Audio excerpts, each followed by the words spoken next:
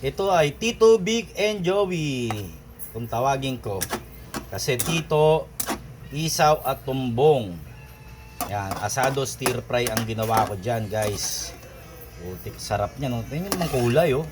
Look at the shiny color. Hindi yan mantika, kundi sauce yan. At malambot siya.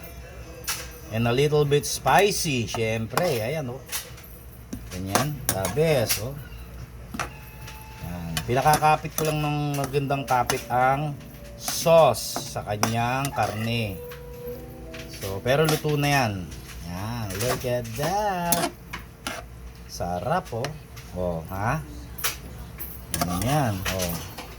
Look at that again. Ooh. Tumbong, tito, at isaw ng baboy. Nilinis ko maigi, guys. Malinis na malinis yan.